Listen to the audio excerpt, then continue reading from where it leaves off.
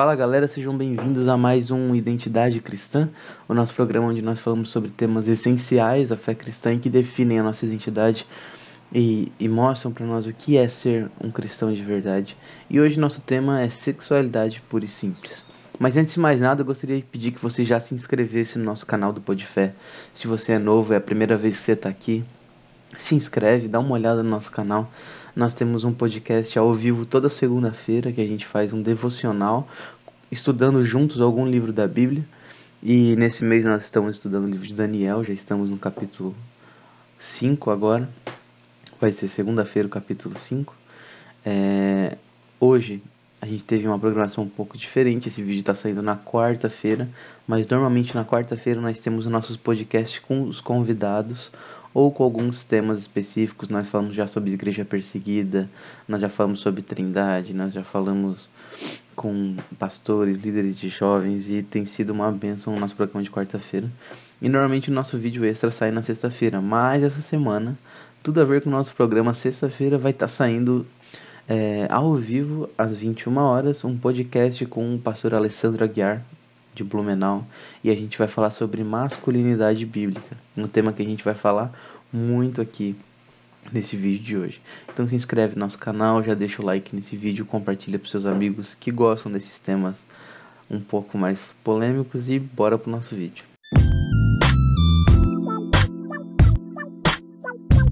Então, hoje a gente vai ter duas partes nesse vídeo. A primeira delas a gente vai definir um padrão sexual cristão, e o segundo a gente vai dar uma olhada em alguns textos bíblicos e fazer um olhar mais exegético, né, de uma defesa de um casamento tradicional e o que a Bíblia condena, né? Então, historicamente, a gente vê que a igreja ela tem uma posição histórica que a gente pode chamar de um núcleo sólido da cristandade, ou seja, não importa a tradição, se é protestante, católico, romano, né? Um católico ortodoxo, um reformado, um pentecostal, todas essas tradições têm um núcleo sólido sobre a sexualidade, né? Por isso um dos autores desse capítulo sobre sexualidade do livro Engajamento Cultural, que é o livro que a gente está usando de base para o nosso estudo, eu vou estar deixando o link dele aqui na descrição para você adquirir. Ele diz que esse núcleo sólido, ele faz um trocadilho com o livro do C.S. Lewis, Cristianismo Puro e Simples, com Sexualidade Pura e Simples. E por que isso? Porque no livro Cristianismo Puro e Simples, Lewis defende que há uma base, né? Um cristianismo como se fosse uma ortodoxia, que é comum a todas as tradições e que todo cristão, no mínimo, tem que crer naquilo. Então a gente vê também que na sexualidade há uma sexualidade pura e simples, ou seja, algo comum a todas as tradições. Ou seja, se você é cristão, se você leva a palavra de Deus a sério, você vai acreditar nesse dogma, né, da sexualidade bíblica. E qual é a base, o princípio da sexualidade bíblica? E a gente vai ter que voltar para Gênesis. Em Gênesis 1, no versículo 27, Deus diz uma frase que seria chocante para o nosso mundo pós-moderno: homem e mulher os criou. Então a gente vê em Gênesis que Deus criou homem e mulher. Então esse é o primeiro princípio da sexualidade pura e simples, da sexualidade bíblica. Existe uma diferença entre homem e mulher. Deus criou o homem e a mulher. E essa unidade de pensamento só foi questionada a partir dos anos 60, no século 20, com a teologia liberal. Antes disso, era um consenso teológico de que Deus criou homem e mulher. E o casamento heterossexual era a relação legítima à luz da Bíblia. Então nós temos esses dois princípios que vão dar o pontapé inicial na nossa discussão. Biblicamente, olhando para o livro de Gênesis, que é o livro das origens, o livro que fala de onde a humanidade veio, e o propósito da humanidade, e também o berço, né, da revelação de Deus através do seu povo, Abraão, a gente vê que em toda essa história existe homem e mulher. Então, o primeiro princípio é que existe uma diferença e existe uma complementariedade entre os sexos, homem e mulher.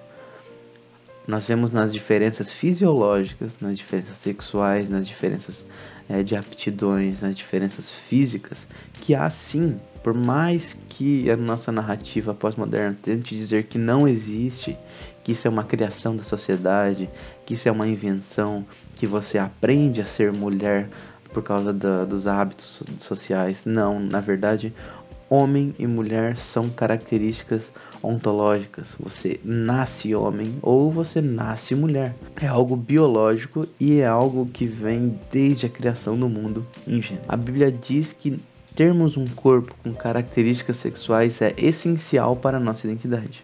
Algo longe de ser opcional, é um dom que recebemos, não uma opção. Então a sexualidade é algo recebida de Deus. Você foi criado homem ou foi criado mulher. O pensamento cultural pós-moderno. O que a nossa pós-modernidade pensa sobre a sexualidade? Então, a nossa cultura, na contramão do que a Bíblia ensina, diz que nós somos definidos por quem desejamos sexualmente. Então, nós temos aqui uma idolatria do desejo. Nós podemos pensar na frase de René Descartes, né? Penso, logo existo. E agora nós podemos pensar que hoje em dia os pós-modernos dizem desejo, logo existo. Então eu existo para satisfazer os meus desejos. Se eu desejo uma relação homossexual, eu existo com um homossexual, não com um homem ou mulher. Então o desejo se torna o nosso ídolo desse século. Nós temos agora uma multiplicidade inigual de gêneros, né? Hoje em dia você pode ter alguns estados como Nova York que reconhecem mais de 70 gêneros possíveis. Então nós temos uma pregação do mundo que diz que você pode ser o que você quiser. Se você quiser se autodeterminar um cachorro, um lagarto, uma formiga, você pode. Então o mundo prega que a sexualidade é algo autodefinido. Por quê? Porque é algo que você aprende. Então ele diz que ser homem e ser mulher é algo que a sociedade forma na cabeça das pessoas, como os pais já compram brinquedos masculinos para o menino, brinquedos femininos para a menina, colocam roupas rosa nela, azul nele, e isso vai moldando. Então, para essas pessoas de pensamento pós-moderno, a sexualidade é algo que você aprende, algo até epistemológico, por exemplo. Você reflete, você se assume como que se sentir melhor. Você não deveria se conter com as suas categorias que a sociedade impõe. Você tem que se autodeterminar. Como você deseja se autodeterminar sexualmente? Então, de acordo com o que você sente, você deseja, você se autodetermina. Mas a sexualidade cristã parte de um pressuposto ontológico. Nós fomos criados, homem e mulher. Em Gênesis 1 nós vemos, homem e mulher os criou. Nós somos criados ou homem ou mulher. Então, os nossos desejos partem de algo essencial, algo que nós somos, de uma identidade dada por Deus. E a Bíblia associa essa identidade dada por Deus à imagem e semelhança de Deus, né? A doutrina do latim imago Dei, imagem de Deus. E Deus disse, façamos o homem à nossa imagem, conforme a nossa semelhança. Domine ele sobre os peixes do mar, sobre as aves do céu, sobre os grandes animais de toda a terra e sobre todos os pequenos animais que se movem rente ao chão. Criou Deus o homem à sua imagem Deus o criou. Homem e mulher os criou. Então o que a gente aprende nesse texto de Gênesis é que ser homem ou mulher é fundamental na criação do ser humano à imagem de Deus. O fato do ser humano ser criado à imagem e semelhança de Deus está intimamente ligado ao fato de ele ter criado homem e mulher. Então, a gente entende que, na visão bíblica e cristã, o casamento é a união de uma só carne, constituída na complementariedade sexual entre homem e mulher. Uma união de coração, mente e corpo, e consumada na relação sexual no casamento. Essa é a visão ortodoxa cristã sobre o casamento. Em Gênesis 2:24, a Bíblia diz que por esta razão o homem deixará pai e mãe e se unirá à sua mulher e eles se tornarão uma só carne. Então o sexo na visão cristã tem o propósito de unir duas pessoas e gerar novas pessoas. Seu propósito é de unificação e procriação. Então o cristianismo ele crê primeiramente, na diferença entre os sexos, entre homem e mulher. Há diferenças biológicas, mentais, psicológicas, afetivas. Há diferenças, e essas diferenças são criadas por Deus para que haja uma complementariedade. O homem precisa da mulher e a mulher precisa do homem, tanto para procriar e ter filhos, como para viver uma vida. Deus diz que não é bom que o homem esteja só. Por quê? Porque Deus criou o homem para o relacionamento. Assim como a Trindade é um relacionamento. O Pai, o Filho e o Espírito Santo são unidos, como disse Agostinho, num elo de amor. Agostinho diz que o Espírito Santo é o elo de amor entre o Pai e o Filho. Então, assim como Deus é amor entre si, o homem, que é a imagem e semelhança de Deus, foi feito para viver em complementariedade, viver em união, viver uma vida junto. Então o homem não pode ser feliz sozinho, ele foi feito para ser complementado pela mulher. Assim como Deus vive numa unidade, na diversidade, o homem foi feito para viver essa unidade em meio à diversidade, homem e mulher. E quais as consequências desse pensamento cristão? Então nós vemos que há um princípio, que é uma base que vem desde o Gênesis, e essa base ela deve trazer consequências para o nosso dia a dia, né? E aí a consequência é que toda atividade sexual que não se enquadra no padrão das escrituras, no padrão divino, ou seja, um casamento heterossexual, ela deve ser considerada pecado. E aí não entramos só em questões homossexuais, mas a imoralidade sexual, ou seja, o sexo antes do casamento, adultérios, estupros, incesto, as bestialidades, como a Bíblia fala em Levítico, todas as deturpações do casamento são consideradas pecado e devem ser colocadas em pé de igualdade. Então, uma coisa importante a dizer é que a igreja não mantém essa posição por odiar as pessoas que praticam o contrário da Bíblia, mas é porque, na verdade, os atos dessas pessoas não se enquadram no padrão divino. Então, o cristão ele diz que é pecado porque ele odeia os homossexuais. É um discurso de ódio você falar isso. Não, eu só estou dizendo que na minha cosmovisão, na minha cultura bíblica, não se enquadra, porque Deus criou homem e mulher. Não é por questão de ódio, é por questão de uma normativa bíblica. E a Bíblia ela rege a fé do cristão. Para a Bíblia, ainda mais, a questão principal não reside no gênero da pessoa. A questão principal não é no gênero das pessoas envolvidas nesse ato sexual que quebra o padrão divino, mas na divergência do padrão divino. Deus criou um padrão, homem e mulher, sexualidade no casamento, deixar o pai e a mãe se unir à esposa. Agora, toda atividade sexual que quebra esse padrão deve ser pecado, não importando o gênero das pessoas, se é homem com homem, mulher com mulher. Homem e mulher podem estar em uma relação que quebra o padrão. Então, não é apenas a relação ser heterossexual, mas sim dentro de um casamento. Então, a atividade sexual imprópria, ela é imprópria para qualquer pessoa, homem ou mulher, atraída pelo mesmo sexo ou pelo sexo oposto, que não se encaixa da união em uma só carne, que chamamos de casamento. Na segunda parte do nosso vídeo, nós vamos falar então sobre alguns textos que são contestados pela teologia queer, pela teologia inclusiva e pela comunidade LGBT. E então nós já vimos que há um padrão criacional. Então Deus criou homem e mulher para o casamento, e essa é a única sexualidade permitida pela Bíblia. Na Bíblia nós temos alguns textos proibitivos à relação homossexual. Nós podemos dividir esses textos em 3 grupos.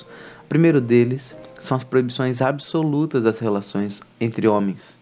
E a gente pode olhar para textos de Levítico. Então, Levítico capítulo 18, versículo 22 diz que não se deite com outro homem para ter relações com ele como se fosse mulher. É a abominação.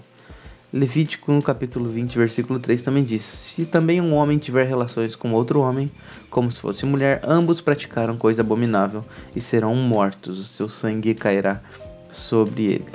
Então aqui a gente tem um contexto onde Deus está condenando práticas sexuais pecaminosas. Aqui a gente tem na sequência também as proibições contra a bestialidade, incesto, adultério, e todas elas são passivas de pena de morte no Antigo Testamento. Então nós temos aqui os textos de proibição explícita, né, no Antigo Testamento. O segundo grupo a gente pode olhar para 1 Coríntios 6 e 9, por exemplo, onde Paulo faz uma lista das pessoas que se enganam achando que vão herdar o reino dos céus, mas não vão. E na lista está escrito, né, não herdarão o reino de Deus tanto os homens mansos, ou na Nova Almeida atualizada, efeminados, que em grego seria malakoi, e nós vamos falar sobre isso daqui a pouco. Ou seja, homens que se afeminam para atrair parceiros masculinos, quanto os homens que praticam sexo com homens, que no grego é o arsenokoitai. E a gente vai falar sobre essas duas diferenças. A gente tem também 1 Timóteo 1, do versículo 24 ao 27, sendo usados esses termos do mesmo modo que 1 Coríntios. Então, nesse segundo grupo, nós já temos no Novo Testamento alguns textos. Por último, nós temos alguns outros textos diretos no Novo Testamento, como Romanos capítulo 1, do versículo 24 a 27, eu não vou ler para poupar tempo, mas fala sobre o abandono das relações naturais. E nós poderíamos citar muitos outros, como Deuteronômio 23, 1 Reis 14, 1 Reis 24, 1 Reis 12, 2 Reis 23 e 7, Jó 36, Apocalipse 21 e 8, Apocalipse 22 e 15. São muitos textos. E aí, algumas polêmicas, né, se levantam. Então, as igrejas inclusivas, as igrejas que aceitam a comunidade LGBT, vão dizer que eles vão tentar fazer um processo de desconstrução dessas passagens. Então, os primeiros textos, eles vão dizer que ficaram no Antigo Testamento, né? Então não deveriam mais ser usados. Alguns podem dizer isso. Sobre os textos do Antigo Testamento ainda, há alguns que dizem que esse texto está sendo falado num contexto de idolatria, de culto. Então, o que Deus está condenando é a prática homossexual nos templos pagãos. Mas se a prática homossexual for feita no casamento, tá tudo bem. Isso é uma falácia, porque nós, como já vimos ali, logo em seguida não estamos falando de culto. Estamos falando de um homem se deitando com a mãe, de um homem estuprando uma mulher, de bestialidades, né, incesto. Então, ali é uma lista de práticas sexuais, não de culto. Então, esse primeiro argumento não sabe ler o contexto, né, que a gente está vendo ali da passagem. Uma outra forma de olhar para esses textos seria de falar que as nossas traduções modernas escreveram esses termos, como por exemplo a tradução Almeida diz já homossexual. Então eles dizem que homossexual, esse termo é novo e foi introduzido ali e mal traduzido. Por isso nós temos que dar alguma olhada na versão grega, na versão original que nós temos do texto. E aí, para a gente analisar isso, eu vou estar colocando o texto agora aqui na tela, em grego. E a gente tem que prestar atenção nessas duas palavrinhas, malakoi e arsenokoitai, que são as palavras que Paulo usa para falar, né, na nossa tradução efeminados, malakoi, e arsenokoitai está como homossexual ou sodomita em algumas traduções. E para definir o significado de uma palavra no grego, a gente tem que fazer duas coisas. A palavra ela tem um alcance semântico, então a gente precisa ir para o léxico e analisar o contexto. Olhando para o léxico, que é um dos mais usados, que é o Lounaida, a gente vê que malakoi é definido como o parceiro sexual masculino passivo. E por que isso?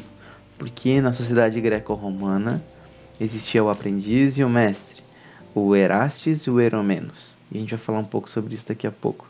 E o malakoi seria como se ele fosse o aprendiz, ele era o passivo, e ele era mal visto na sociedade. Então ele é visto com maus olhos pela sociedade porque ele é o passivo. E a segunda palavra, arsenokoitai, é o parceiro homossexual ativo, segundo o mesmo dicionário. E Paulo usa essas duas palavras com um motivo muito claro e específico de condenar as duas práticas, tanto a passiva como a ativa, né? Então a gente tem o malakoi sendo usado para o passivo, e como eu disse, na sociedade o passivo era visto com maus olhos, enquanto o ativo não era nem visto como homossexual. Então o ser homossexual ativo era motivo de honra. Na sociedade greco-romana, por exemplo, as mulheres eram para procriação, enquanto o prazer e a luxúria eram sexo de homens com homens. Então era comum para os gregos terem sexo homossexual. E era bem visto na sociedade o passivo. Agora os prostitutos, né, os aprendizes ou prostitutos, eles eram vistos com maus olhos. E o que Paulo está fazendo aqui é dizer que os dois estão errados. Então Paulo está indo na contramão de seu tempo e falando que tanto o ativo quanto o passivo era condenável. Não importa o que a sociedade diga, é condenável, porque em Romanos 1 ele vai dizer que isso é deixar as relações naturais de lado. Em Romanos 1 ele fala também sobre as mulheres abandonaram as suas relações naturais. O que é relações naturais? As pessoas podem dizer que relações naturais é o casamento. Então se você for uma lésbica casada, tá tudo bem. Mas na verdade, relações naturais, Paulo está claramente falando em Romanos 1 que há um padrão de criação, que Deus se mostra dos céus com a sua lei, com seus atributos, e o homem está caído, o homem se entrega à idolatria dos corpos, o homem procura tudo que não é Deus. Então, o ponto de Paulo aqui é que relações naturais é o padrão divino, e o homem deixar as relações naturais, a mulher deixar as relações naturais, é um homem ir contra o padrão divino estabelecido em Gênesis, que é o casamento heterossexual entre um homem e uma mulher. Então, a gente vê que no Novo Testamento há muitos textos que condenam a prática homossexual e que reafirmam o padrão bíblico de um casamento entre homem e mulher. Mas e Jesus? Por que ele nunca falou sobre isso, né? Alguns LGBTs vão dizer, Jesus não falou sobre isso porque ele amaria os LGBTs. Porque ele seria, né, um revolucionário que defenderia essas pautas, porque o que importava para Jesus era o casamento. Sim, Jesus fala só sobre casamento, adultério, sobre divórcio, mas não fala sobre homossexualidade. Por quê? Qual era o contexto em que Jesus estava inserido? Um contexto judaico. E para o judeu, a ideia de que o casamento é homem e mulher estava muito bem estabelecida. Nós temos que lembrar que o ministério de Jesus não foi direcionado para os gregos, nem para os romanos. O ministério de Jesus ele foi focado num público judeu, não gentil. Paulo é o apóstolo aos gentios que vai desdobrar esses temas para os gentios. Mas no judaísmo, o homossexualismo já era pecado. Jesus não precisava falar isso. Ele não veio abolir a lei, ele veio cumpri-la. Ele não precisava mudar isso. Por quê? Para essas pessoas que estão lendo, para as pessoas que estão ouvindo Jesus falar, já era normal saber que homossexualismo é pecado. Então, Jesus usa, né, o casamento, ele usa o texto de Gênesis 2 para falar que o homem deixará seu pai e sua mãe, se unirá à sua mulher e serão uma só carne. Então, Jesus reafirma a complementariedade dos gêneros que a gente vê em Gênesis. Em momento nenhum nós temos Jesus falar que há um novo padrão, que há algo diferente. Jesus reafirma os princípios criacionais estabelecidos em Gênesis. E para finalizar, eu queria contar uma história e deixar para você a indicação de vocês irem atrás, de conhecer a história de uma mulher chamada Rosaria Butterfield. E ela escreveu um artigo chamado A Arte de Amar os Nossos Vizinhos LGBTQIA+. E aí eu vou finalizar esse episódio de hoje com uma reflexão, né? Qual deve ser a nossa postura diante essa comunidade? E essa mulher, a Rosaria Butterfield, ela era uma mulher lésbica. E ela se converteu ao cristianismo, abandonou sua prática e é casada com um pastor. Hoje em dia eles pastoreiam uma igreja, tem filhos e tudo. E ela vai falar um pouco sobre o testemunho dela num artigo que ela publicou na The Gospel Coalition, a Coalizão pelo Evangelho. E esse artigo foi incluído no livro do engajamento cultural, e eu achei muito bom o artigo. Eu vou ler algumas partes que contam a história dela pra gente finalizar, porque eu acho que ela tem uma visão muito boa de como nos relacionarmos com a comunidade LGBT. E ela vai dizer então que no ano de 1999, quando ela era lésbica ainda, e ela teria gostado de ouvir a pregação que ela vê algumas vezes nas igrejas hoje, que é que você pode ter Jesus e continuar tendo a sua namorada, né? Então ela falou que se ela tivesse ouvido esse novo evangelho que pregam hoje em dia, ela teria ficado muito calma e feliz, né? E ela vai dizer uma frase: quem sabe eu não precisasse perder tudo para ter Jesus? Quem sabe o evangelho não me arruinasse enquanto eu esperava longamente para que o Senhor me levantasse de volta, depois de ter me convencido do meu pecado e de eu ter sofrido as consequências. Ela vai dizer, talvez para mim tudo fosse diferente do que aconteceu com Paulo, Daniel, Davi e Jeremias. Talvez Jesus pudesse me salvar sem que eu sofresse. Ou talvez o Senhor me desse cruzes respeitáveis, né? E ela vai dizer, hoje eu ouço a mensagem dos cristãos que aceitam e apoiam os relacionamentos homossexuais e sinto um frio na espinha. Se eu ainda estivesse no meio da batalha contra o pecado interno do desejo lésbico, essa seria a mensagem que amarraria uma pedra no meu pescoço. Então o que ela está dizendo é que se na época dela ela ouvisse essas pregações, ela continuaria vivendo da mesma maneira, ela não teria uma transformação. Porque as pessoas estão sendo enganadas. E como ela diz, essa mensagem que não fala a verdade amarra uma pedra no pescoço da pessoa enquanto ela está se afogando. Vai levar a pessoa cada vez mais para próximo do inferno, né? E aí ela diz que ela não se converteu da homossexualidade. Ela se converteu da incredulidade, né? Ela não trocou de estilo de vida. Ela diz, na verdade, eu morri para a vida que amava. E ela vai dizer, a conversão a Cristo me fez encarar a questão de frente. O meu lesbianismo refletia a minha identidade. Ou o meu lesbianismo distorcia a minha identidade por causa da queda de Adão. Então aqui ela consegue captar realmente o que são esses comportamentos distoantes da Bíblia. A homossexualidade, o lesbianismo, todas essas disforias de gêneros, nada mais são do que a distorção da identidade. Elas distorcem quem o homem é, distorcem a imagem de Deus. Então ela diz que aprendi algo com a minha conversão. Quando meus sentimentos dizem que algo está certo, mas isso se opõe à palavra de Deus, é sinal de que o pecado de Adão, de algum modo, ainda marca a minha vida. Então, qual é a nossa posição para com a comunidade LGBT? Nós precisamos ser respeitosos, mas nós precisamos pregar o Evangelho. Ensinar que Deus criou homem e mulher no Gênesis com um propósito de complementar-se um ao outro, de viver em união, e de que tudo que destoa disso é nada mais do que a distorção do pecado de Adão em nosso coração. Então, o nosso desejo é corrompido, as nossas vontades são diferentes do plano de Deus inicial, e isso é pecado. Então, leia a história de Rosaria Butterfield, procure sobre, eu não vou ler tudo aqui porque senão o vídeo vai ficar muito longo, mas a nossa postura frente à comunidade LGBT tem que ser de amor. E como você ama a pessoa? Você ama a pessoa contando para ela a verdade e oferecendo para ela um caminho de redenção. E esse caminho é Jesus. Então, o nosso trabalho como igreja frente a essa comunidade é simplesmente pregar o Evangelho, é continuar sendo firmes, né?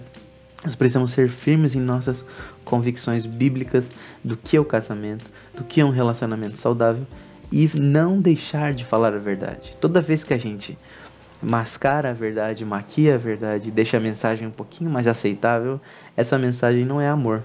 Você está deixando a pessoa ir para o inferno. Você sabendo, né, a cura para essa pessoa, você está deixando ela morrer. Então, leia a história de Rosaria Butterfield.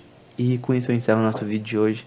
Sexualidade é homem e mulher no casamento desde Gênesis até o fim do mundo e vai ser sempre assim. Então, valeu, não esqueça de se inscrever no canal, deixar o like. E no próximo vídeo nós vamos falar sobre os papéis de gênero. Diferença entre homem e mulher, feminismo, machismo. Todos esses temas vão ser abordados no próximo vídeo de Identidade Cristã. Então se inscreva no canal, liga a notificação e fica ligado aí, que sempre vai ter mais. Valeu!